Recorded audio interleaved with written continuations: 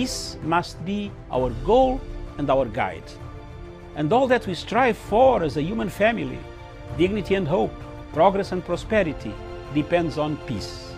But peace depends on us.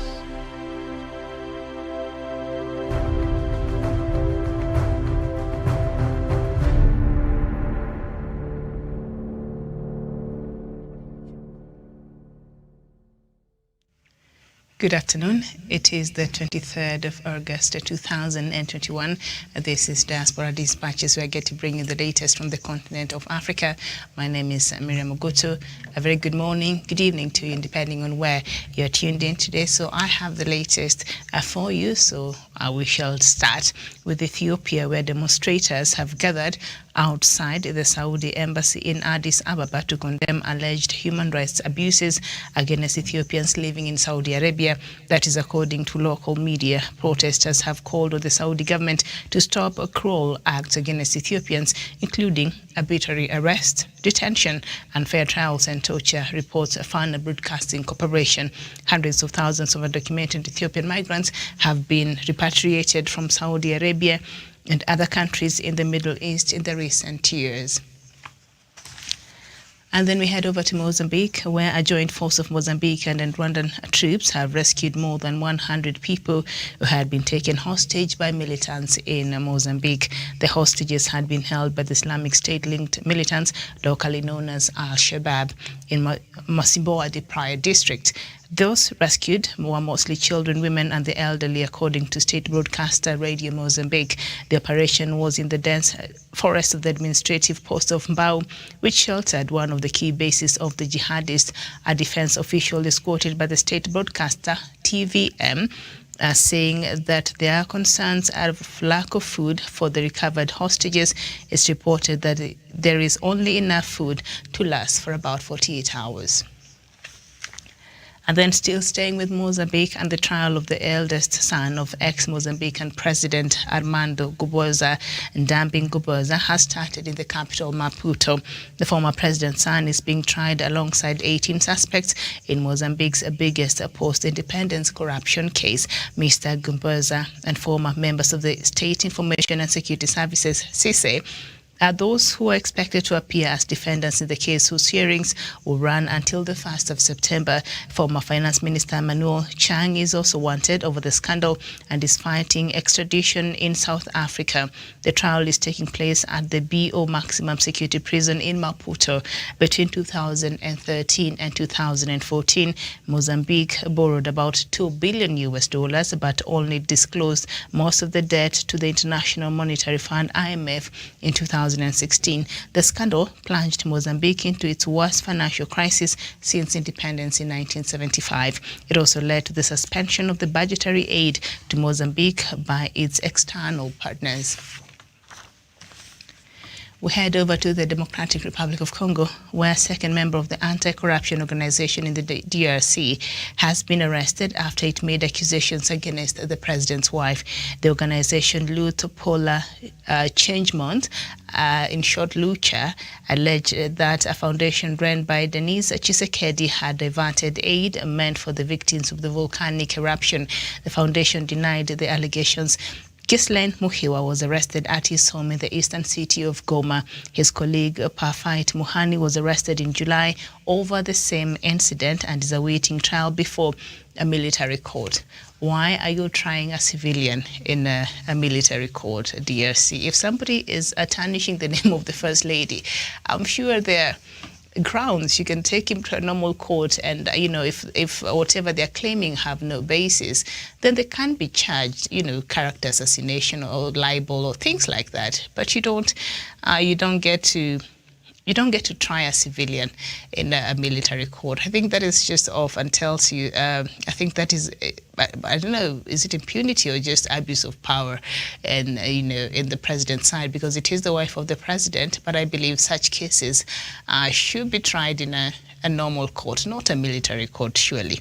And then we head over to Nigeria, where 15 students have been reunited with their parents 7 weeks after they were kidnapped from their school in northwestern Nigeria.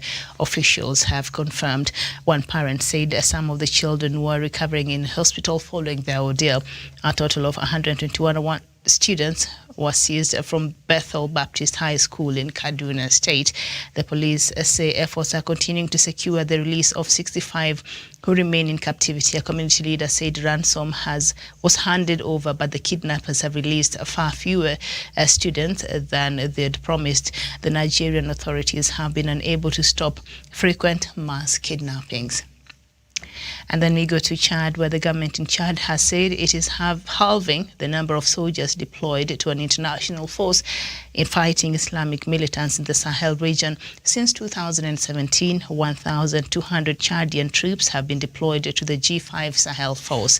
Despite the ongoing violence, France recently announced it was cutting its military presence in the region from around 5,000 to a maximum of 3,000 troops.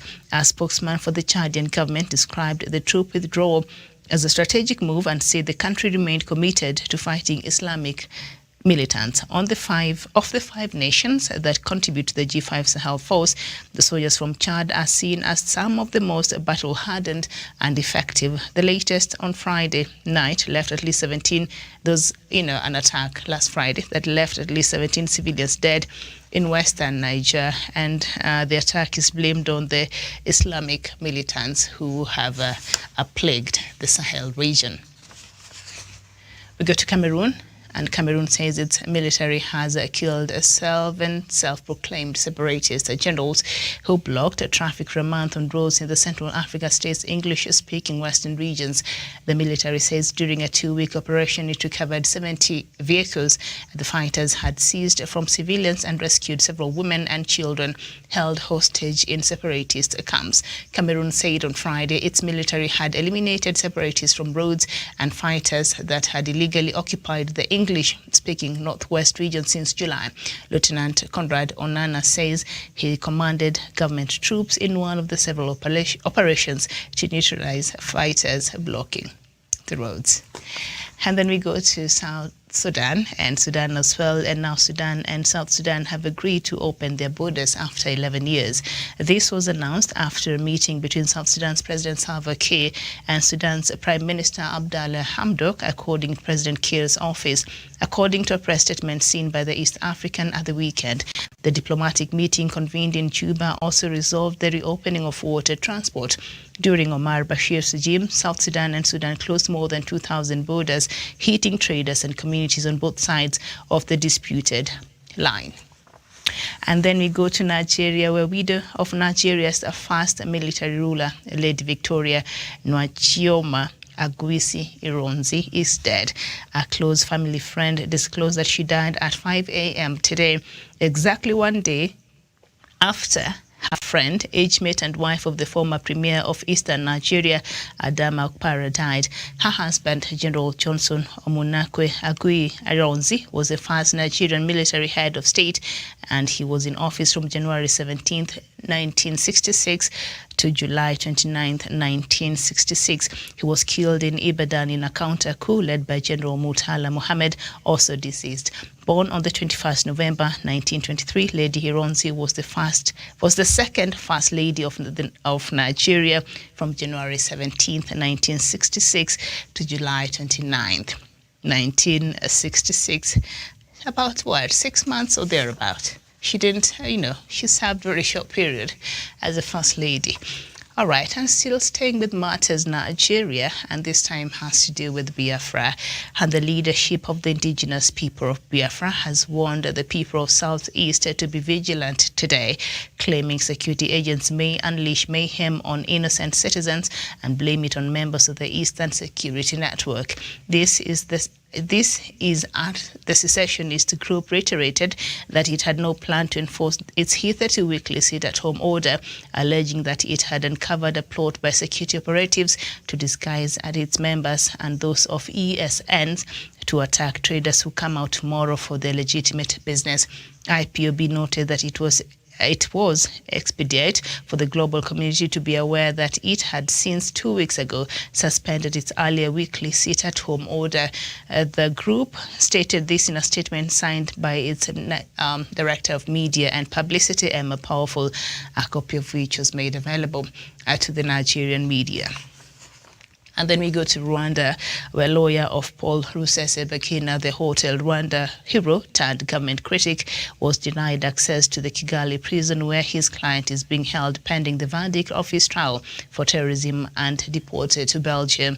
According to Rwandan authorities, Vincent Laquin was deported and declared persona non grata for violating immigration laws. The Rwanda Bar Association raised a complaint against Laquin, was not accredited to practice in Rwanda.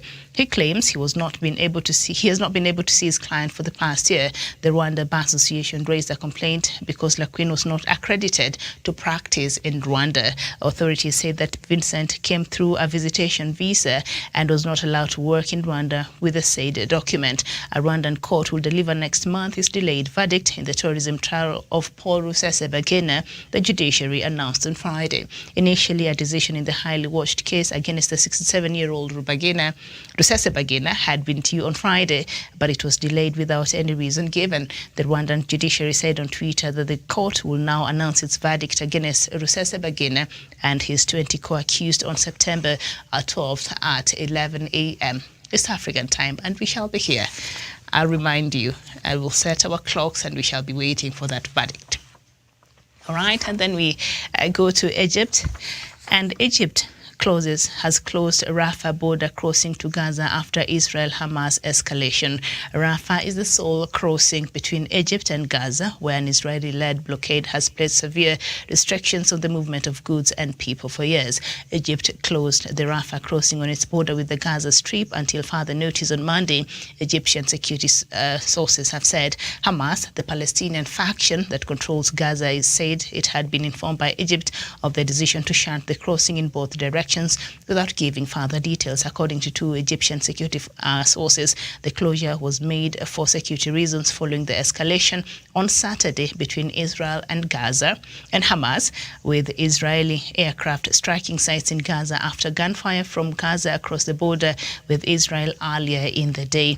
The latest escalation saw an Israeli border policeman, 21-year-old Sergeant Beryl Shmuel, seriously wounded after being shot at the border. Shmueli was shot by a Palestinian who had been able to approach the perimeter fence and fire a handgun into Shmuel's firing position. The attack was seen in a video shared on social media where dozens of Palestinians gathered along the fence near Shmuel's position. One was seen trying to snatch his weapon. Although the Palestinian managed to grab the barrel, Shmueli managed to pull it back. All right, so you commit an offense and then you record it. And when Israel will start attacking, that becomes a problem. But there it is. That is the latest provocation in the Gaza Strip there. So Egypt has decided we don't want to shoulder some of this problem. So we'll just go ahead and, close our border on our side. And that is that. All right. Aloy Ezeji, I'll be back. Thank you so much for watching. I don't know where you're watching me from this afternoon. Thank you so much. So apparently the leaders of Biafra have thought that perhaps this sit-at-home order, I think that was given sometimes back in, is it end of May or early June, thereabout. There are some people who are taking advantage, and that could, cause some problems to the IPOB family. And so the leadership of IPOB has, is it second or third time, said that the sit-at-home order is not in effect, and so that is what is happening. So I don't know what you've been doing today. So the trial of the lawyer of Hotel Rwanda hero Paul Rusesabagina, I don't know if you watched that movie, but I watched it. And the first time I was watching it, I think our country was going through its own period of madness here, the 2007-2008 post-election violence, and it was quite synonymous and quite heavy, stuff. Our country was going through a very tough, dark time. And then watching this movie, just during that time, it was very, very heavy. And so this Paul Rusesabagina is portrayed as a hero who helped, shelter a lot of, is it Tutsis, Hutus and moderate Hutus and Tutsis. He was sheltering them against the ethnic cleansing that was going on there against the Tutsis in Rwanda. A whole history down there that happened in 1994, a massacre that happened in Rwanda. And so he is portrayed in this movie in Hotel Rwanda as the person who used to work in this hotel, Mill something. I can't remember the name of that hotel. All right. So he had a lot of Rwandese come there, and he was, but apparently, according to the Rwandan government, that is not the truth. He is one of the people who apparently participated and aided and all that. So he's facing, trial right now over charges that have been leveled against him, terrorism charges. It's interesting. Yes, terrorism charges, and is it treason or something like that? Yeah, very, very serious charges there. So we've been waiting. I think the verdict was supposed to be given last week on Friday, and then it was postponed. So according to the new, communication from the court in Rwanda, the Rwandan judiciary, the verdict will be issued on the 20th of September. 11 a.m. I'll set my alarm and I'll be here and I'll be watching and I'll be following this story. And then I'll let you know what happened, what is happening, or what will become of that, or what the verdict will be there in Rwanda. It is a case that really has attracted a lot of international attention. We know Paul Rusesabagina was intercepted on his way, I don't know to where. Was it in the Middle East? Was it in Dubai or where they got him? And even his family did not understand how he got to Rwanda, but somehow Paul Kagame's government was able to get him back to Rwanda. Yeah, so the details over how that happened have remained very scanty, and nobody knows how that happened. So there's a lawyer of his, or somebody who purported to be his lawyer, all the way from Belgium, who came to Rwanda. I think for a year now he's been trying to access him, but I was denied, and that is because the Rwandan Bar Association raised a complaint saying this person by the name of Vincent Lequin was not accredited to practice law in Rwanda.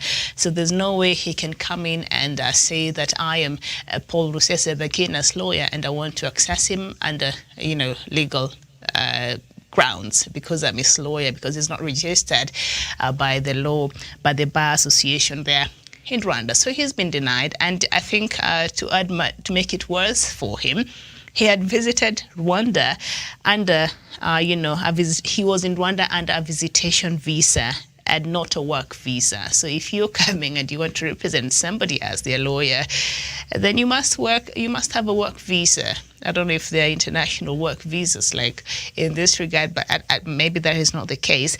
But he was not there. He was visiting Rwanda in his capacity as just a normal tourist, but he did not have a work visa. So there's no way he was going to be allowed to see Paul Rusesabagina. And so what the government of Rwanda did, as they always do, they deported him back to Belgium. So that is what is happening there. So all right, so Sudan and South Sudan have agreed to open their borders after 11 years. I think that is a good step.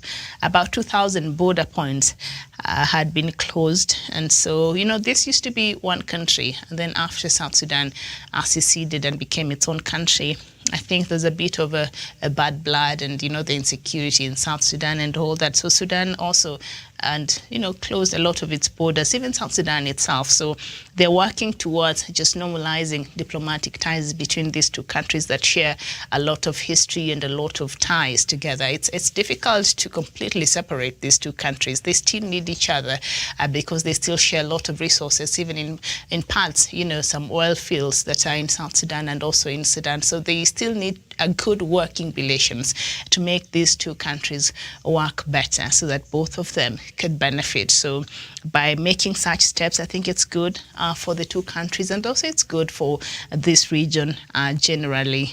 The more fires we put off, the better. And if we can find ways of doing it ourselves, I think even good on that. All right, so 15 students have been reunited with their parents 7 weeks after they were kidnapped in Nigeria.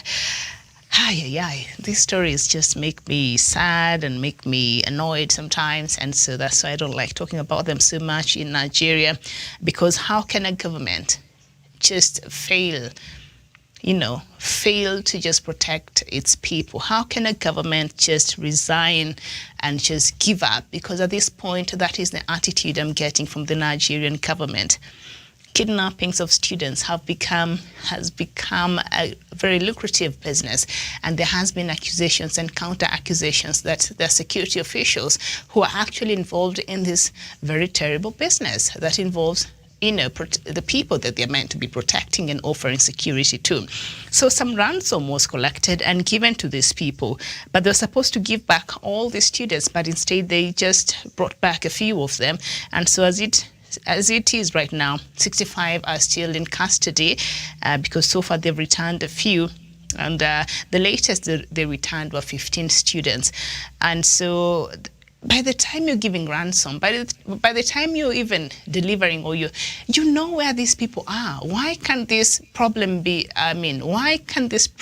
dealt with in Nigeria? What is happening, President Buhari? I know last week you wrote an op-ed saying that the issue of extremism in Nigeria and the issue of Boko Haram, you made excuse for them, and you said it's because, these people, they lack opportunities, they lack this, they lack this. So you're asking the United States to come and build infrastructure and empower your people, which was completely out of order.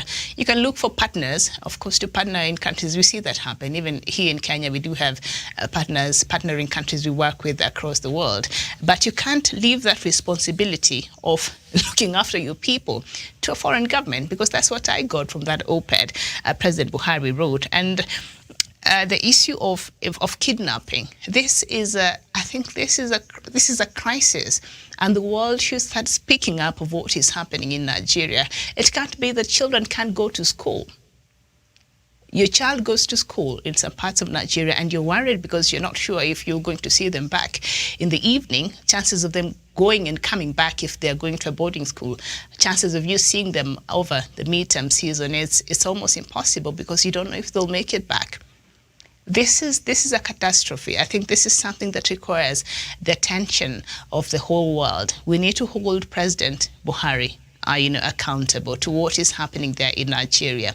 His reluctance in dealing with this issue. You can't have children, being kidnapped, being abducted, and it becomes just another normal news that we keep, reading here, as if these are not people. This is too much, and I think the authorities in Nigeria have been unable to stop the frequent mass kidnappings. How do you have mass kidnappings in that magnitude, and the rest of the country is just comfortable? I don't understand the disconnect between the Nigerian populace. How do you just sit there comfortable? I don't care which part of the country you come from. This is something that is terrible. Once they're done kidnapping those children and causing mayhem in that part of Nigeria, they will come to the rest of Nigeria. So this is something that you should be calling for the government to address with the urgency that is required. So it's just a very sad state of affairs there in Nigeria. So with that, I think I'll just end the show, this afternoon, even as I remind you that the former ex-Mozambican, President Armando Guebuza, his son, is facing, trial over corruption charges that happened when his father was in charge of the country. And one of the ministers that served during that time, I think, ran and is in South Africa and has been fighting extradition back to Mozambique from South Africa. I think I've heard that story here a couple of times. His name is Manuel Chang. He's a former finance minister, and he's accused of corruption, and one of the beneficiaries of this is the former president's son. So the trial started today, and it is expected to end on the 1st of September. I think this is also one of the stories that I'll be following for you, and I'll keep you updated according to when and how we receive the latest from Mozambique. Thank you so much for watching. This has been Diaspora Dispatches. My name is Miriam Maputo. Enjoy the rest of your day. Bye-bye for now.